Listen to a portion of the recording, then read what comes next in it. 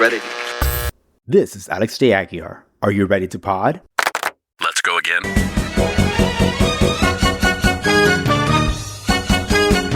Quiet, please. Ready. All right, so here we are with Michael. Michael, you travel a lot, don't you? Yes, I do. But not the traveling that everybody's used to. Tell us a little bit about what type of traveling you do. Out-of-body travel. For those out there that don't know what out-of-body traveling is, tell us what it is. Well, it's sort of a misnomer, right? You don't really go out of body. You go more inward into the layers of yourself. There are various different realms that you can pass through as you go deeper and deeper within yourself. And although you do have the feeling that, when you do project, it's also known as astral projecting. When you do project, there is this distinct feeling of actually being out of body, meaning that your consciousness is with you and your energy body, and that you're basically not in your physical body anymore. You've transversed into a different perspective, if you will. Tell us how you first discovered out-of-body traveling and what was your first experience? Oh, well, that's interesting because I was preparing a laptop to return, not to return to its factory condition, and interestingly enough, that condition is known as the out-of-box experience. When you get your new laptop, you open it up, you go through a wizard to set it up, and you set up your name and everything else, and that's the state that I was trying to get the laptop back to, so that I could give it to another person, right? And basically reset it back to the factory settings. And through my research on how to do that, I kept coming across, in my search feed, I kept coming across this term out-of-body experience, or OBE, and I had no idea what it was. And this is back probably in, I would say, 2015 or so. So after I was finished configuring the laptop and all that, the topic got the better of me. So I went back and I started researching a lot of the links that I came across, and a lot of the links didn't resonate with me at all. But I came across this one person who actually resonated quite well with me, and I started implementing some of his exercises. Who was this? William Buhlman.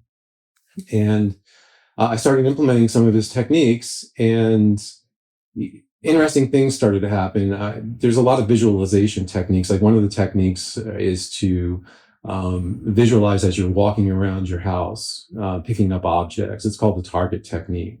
So you identify 3 objects that you want to pick up. You visualize yourself walking around your house, and picking up those objects and intently looking at them and visualizing them, and then gradually moving on to the next object and to the third object, etc. And what I noticed starting to happen is my memory started to get a lot better. And my recall of events started to get a lot better. That was the initial thing that I started to notice from all of that. And then I also started to notice that I started to have dreams that were lucid. I've never had lucid dreams before. But if you're not familiar with a lucid dream, basically it's when you actually become fully conscious within your dream and everything stops and you can take control of the dream, which is pretty fascinating in itself, but it's very different from an out-of-body experience. Anyway, I noticed that my memory was improving quite a bit, and I also noticed that my dreaming was changing. It was more frequent, and I was remembering my dreams in more detail, and a lot of my dreams were becoming lucid. So after about, I'd say, 30 days of doing what he said to do religiously, for about 90 days, I'd say I kept going, and then after about the 90-day mark, I'd say, ended up going to sleep. And then I woke up in the middle of the night to go to the bathroom. I went to the bathroom, came back to go to sleep. And I figured, this isn't working really. It's nice that this really helped me with dreaming and improving my memory and all that stuff. But nothing's really happening. It's a lot of energy to do this. And I'm just going to go to sleep now instead of going through my ritual. And I went to sleep, and I started having this dream where I was with a high school friend driving down a very dark road. And I got this pulling sensation that occurred, and I was pulled into what is known as the vibrational state. And I don't know how else to explain that, but there was a definite feeling of being pulled into a different state. Like your soul's being pulled. So yeah, your consciousness is actually going into a different perspective. And so what happened is I awoken to the vibrational state at that point. And I know a lot of you are probably not familiar with the vibrational state, but that's the point where you're starting to make the transition over to a different realm. And that's when your energy body is just about, getting ready to leave into that realm. And however, I was still locked in my body, right? So as these vibrations were happening, I opened my eyes and I could actually see my entire aura lit up the entire room, and I could actually see these waves of color and light just vibrating up and down my entire body, which is really at that point, I'm looking through my energy eyes and I'm looking at my energy body at that point, but really it's very close to the physical body at that point when you're going through the vibrational state. And also the next realm over which a lot of people call the astral, is very much like your immediate surroundings, right? They look very much the same, except that, it's a much lighter, more dynamic environment, and you're able to actually, walk through objects there, and eventually you'll find yourself, if you stay long enough, you'll find yourself going deeper and deeper into other realms as well. But back to the vibrational state where this all started. So the vibrations seemed to have gone on for quite a few minutes. And then I tried to exit my body at that point with all of because you have to remember, you're consciously aware at this point, 100% consciously aware, probably more conscious than you are here. And I tried to implement everything that I learned over those past 90 days to exit. But I didn't listen to one crucial point, which was wait for the vibrations to subside before you try to, exit, because those vibrations will just hold you in place. So you have to wait for those to subside. And anyway, I ended up tiring out, and I went back into sleep. And then again, the vibrations came back again. And this time I waited, and I did what William Buhlman said to do, and I basically said window now, and I You said what? window now, because Which when you means? move, when you move in that realm, you don't move the way we move here. You move by thought. It's a very thought responsive environment. So you have to think about where you want to go, and you will travel there. It's not like you walk there. You will travel to the object that you think about, right? And the last thing you want to do is think about your body, because you don't want to come back to your body necessarily. You work that hard to actually achieve this experience, so why think about your body? And you want to get away from your body as quickly as possible, so that that attraction, I forget what they call it. There's a specific term for it, but you want to get as far away as you can so that the attraction is a lot less. So I have a question. So earlier on, you said about moving objects. So when you wake up, did you see any objects move that you were able to move while your body was you were having this out of body experience? I'm sorry, moving objects? Yeah, you said something about moving objects when you're having this out of body experience. Were you able to move any objects? And when you wake up, you see something that was probably on top of the table, now on the floor. No, I haven't been able to do that. And I think it's primarily because, the physical objects here are very, very solid. They're very dense. And that even just one realm over, your energy body is too less dense to affect that piece of matter. I have not been able to do it. So to affect a piece of matter like that here I can't do it. I haven't done it. So Right. Earlier on, when we were having a conversation sort of about this, you said that when you were a little kid, you would go to a table and you would see some lady under the table. Tell us that story, because I think it's fascinating. yeah. So I didn't think anything of it like when I was a kid. I'm talking when I was about maybe 3 years old, 2, 3, 4 years old. Every night there for a little while, I would get out of my bed, walk down the hallway. We lived in a small ranch house. I'd get out of my bed, walk down the hallway, and head down to our little tiny kitchenette area, and I'd crawl under the table and sit there. That seemed to be like my favorite spot to hang out for some reason. I don't know why, but I would do that quite often. And then one night, after, what I thought was waking up in sleep and walking down the hallway, and going under that table, there was a lady there. She was dressed all in black. She had long black hair, and I was sitting there. I noticed her, but I sat down, and she really didn't say too much, and I just sat there, and You weren't scared? You didn't freak out? no, I didn't. I was like, that's interesting. Somebody's here. So I just sat down, and I just kept staring away, like I always do, off into space for some reason. And then I walked back to the room, and next day I did the same thing. Walked down the hallway. She was there again, and I think Would you say anything? No. Smirk or doing she would, faces? no, but after a few times, from what I can recall, she would, how a grown person will try to amuse a child, that she would do that after my first few visits. She would try to do stuff like that, but there was no talking. It was as far as like faces and stuff, like funny faces. Yeah, exactly. So, and there was no talking or anything, but anyway, I didn't think much of it, right? So I just I would always just walk back to my room, and then one night, I don't know what happened. This has been happening. It had to be happening for weeks at this point, at least. And one night before I went to bed, I told myself, you know what? I'm going to ask that lady what her name is. Who is she? And so sure enough, that night, same thing happened. Walked down, the hallway, and went under the table, and there she was. And I did my typical thing. I sat down, I stared off into space, and then I remembered, I wanted to ask her what her name was. And I stood up, and she's sitting down Indian style, and has all black on for whatever reason. She always had all black on. And I reached out to poke her, and my finger, I can remember it distinctively, kind of just like going into her whatever clothing she was wearing, go inward, like a piece of rubber, right? I don't know how to explain it. Elastic. It was very elastic and cushiony. And I said, "Who are you?" And she didn't answer me. And then I asked again. I said, "Who are you?" And then she looked at me and she said, "I don't like you anymore." And then just like that, she was gone. And I never saw her again.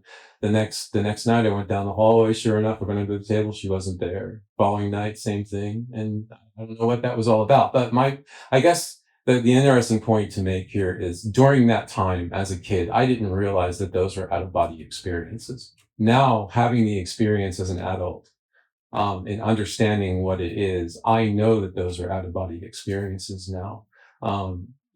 And it's something that we do as children that a lot of us forget about when we get older. It's like a talent that gets buried, and we all have the ability to do this. It just, we've become so wrapped up in our lives that we've forgotten how to do it.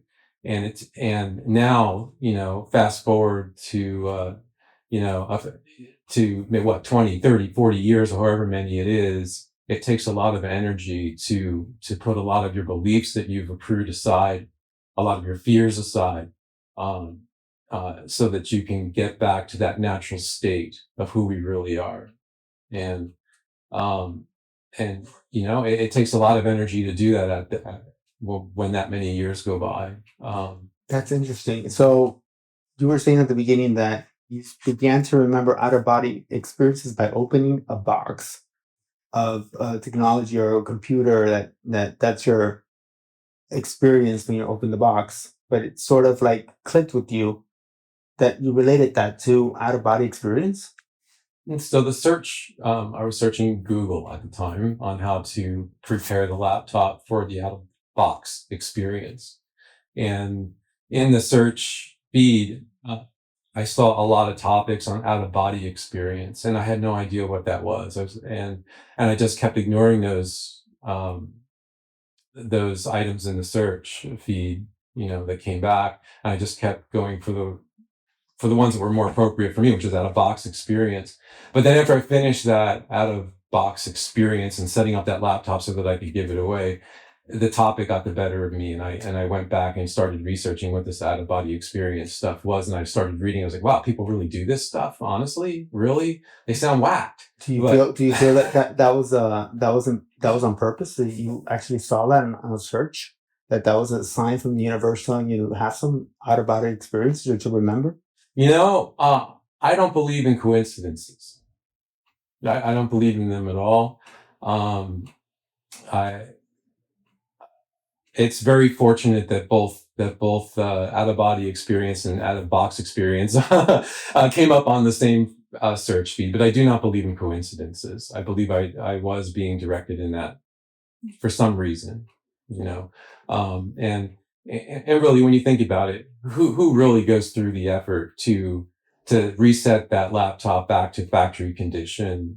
I don't know too many people that would bother to do that. They'd rather just format it and then give the device away instead of resetting it. But I went through the process of resetting it. So something drove me to do that. Michael, tell us a little bit about the process. What is the process to get into the state of getting, detailed? Tell us the detailed process of getting out of, what should one do?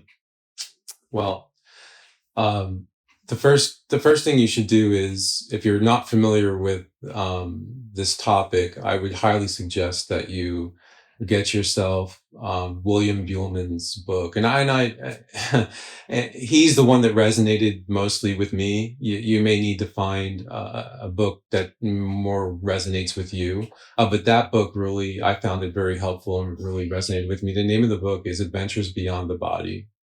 And he has another book titled Secrets of the Soul. That would be a good place to start. But to summarize the process, basically, for me anyway, is in order for me to be able to do this, like I said, it takes a lot of energy.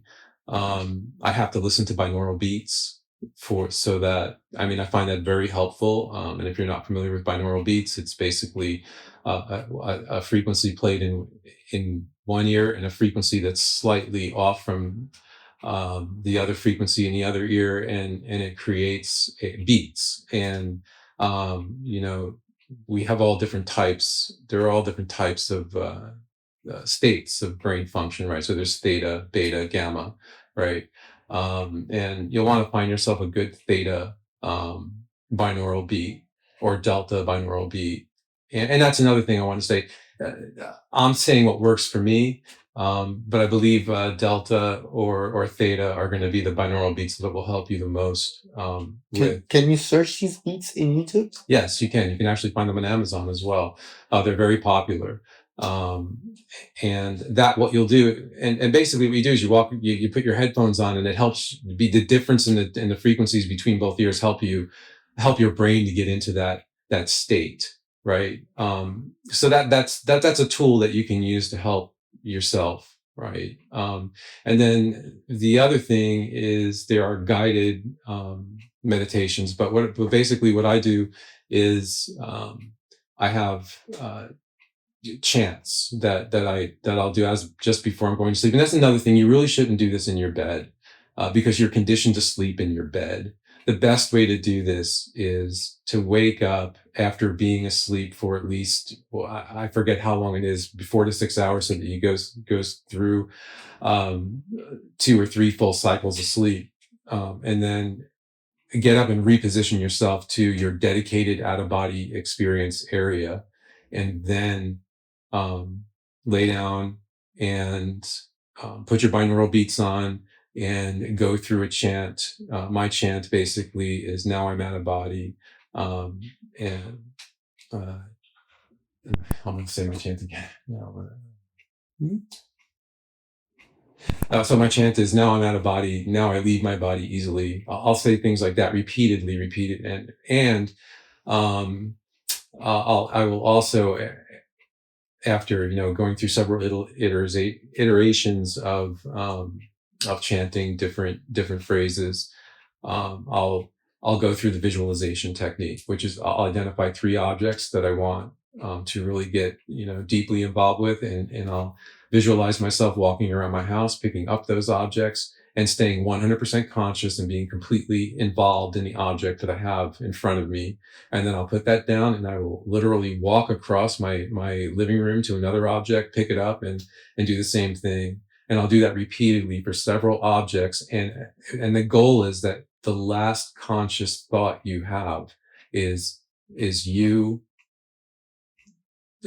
looking at that object and really feeling it and seeing everything in detail about it. That's the goal, that your last conscious thought is that. Because a lot of times what happens is that you'll start this visualization technique, and then all of a sudden your mind will start to wander and you'll go off onto something else, and that's not going to work. You have to absolutely be 100% on target with what you're looking at and stay consciously there and make sure that that is your last conscious thought before you enter into, before you doze off or block out or whatever it is. That typically does it. If you can hold your concentration that long and it's your last conscious thought before you doze off, one of two things happens to me anyway. I either enter into a lucid dream state or I go out of body, right? I think you were asking me about one of the experiences that I had and what a typical experience would be like. But once I exit my body, and again, that's a misnomer, just so you know, we don't really leave our bodies. Our consciousness is always operating at several different layers. Anyway, So there's no danger. no, there's absolutely no danger. That's another thing.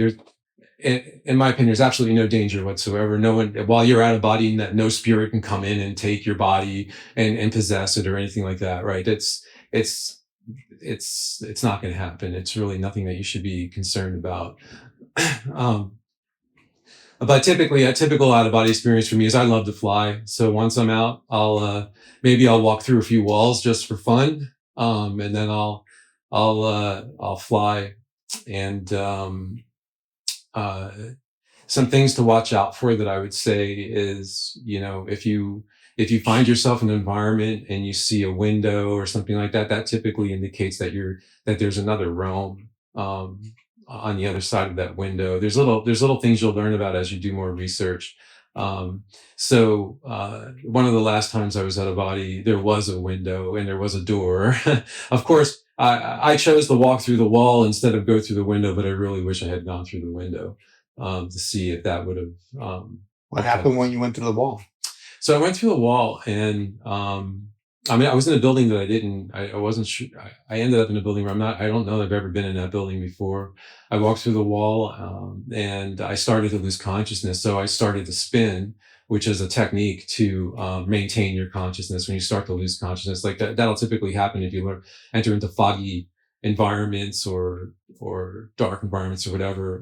You could easily start to lose your focus about it. So I started to spin so I could maintain my consciousness, and I ended up in a stairwell, and then I basically just flew out and started flying until I lost consciousness again. But Do you see other people, other entities, anything else when you're in this state? no, but I've read of people who are very, very good at this, who have, and I think William speaks to some entities that he's met up with, but he was very, very far out, and I believe whoever it was he was speaking with said that very few people come out this far. It's interesting that you're out this far. And I know William's met his uncle and his aunt, I believe, on one of his first experiences. It's a fascinating book when you read it, but I've never met anyone, with the exception of. Were they alive or either? No, they were deceased. They were all deceased, and they all were younger versions of themselves. If I recall what I read correctly in his book. The other thing is, I guess that I would call out is I did actually see my great uncle. I felt his presence. He was there. He actually came to me, and I know he was there, but for some reason I was starting to lose consciousness and I couldn't look up to see. I just didn't have the energy anymore. So I missed an opportunity. So but I can't claim that I actually contacted him, because I did. Not like William or anybody else has, really. So for the most part, it's been on my own. All right. And when was the last time you did an out of body experience? Uh, it's been a few years now. Why so long? Why did you stop? Because life happens. There's a work to do here. Don't think for one second that this is an escape from reality. I'm very happy that I was able to achieve the vibrational state and the out of body state and all that, and I learned a lot from it and a lot about myself. And but what I've also learned is that there's a lot of work to do here, right? We came here for a reason. We're consciously focused here for a reason, to learn.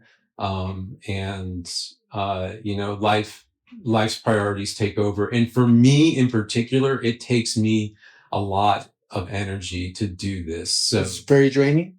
for me it is, right. But if you were to speak to somebody that's as adept at it as William Buhlman, then his answer would be like, yeah, maybe I do this every week or something like that, right? But and I will say this: when I was practicing and I was having all of those out of body experiences that we were talking about in the vibrational state and all that, I will tell you that I didn't have to try anymore.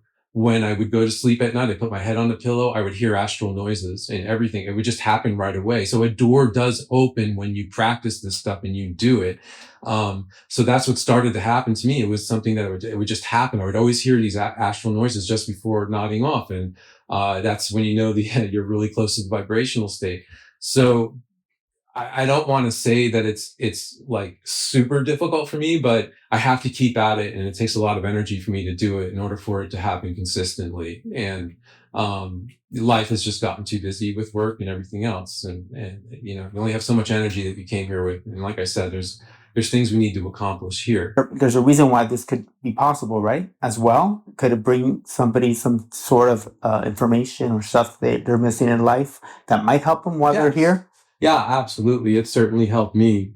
It really helped me overcome a lot of what I feel are negative issues with the religion that I was raised with. And I think it was an opportunity for me to let go of a lot of that. And going through this has confirmed to me that more than ever, that we are sovereign beings. We do not need anyone to save us. And it's up to us. We are responsible for everything that we do, everything. And as soon as we take ownership of that, we'll all be leading better lives here. That's the way I feel about it. Cool. Is there any advice for those up there that after hearing this want to have an out of body experience? I would say everyone can do this. If you're looking for some answers to life, that I think that this practice holds a lot of potential for you to discover exactly who you are and just how powerful you are. I would urge you to at the very least go and get William Buhlman's audiobook, listen to it, and follow his advice, and don't give up, because it's if I had given up on that 90th day, or whatever day it was around the 90 days, but if I had given up, I would have never have achieved that. And being able to achieve that state answered a lot of questions for me, a lot, and it removed a lot of the blockers for me. What questions did it answer? Basically, all this religious stuff that we're handed, all this dogma that we're handed, and at such a very, very young age, I had some serious questions about it, right? A lot of questions, like, why do I need a savior? Why?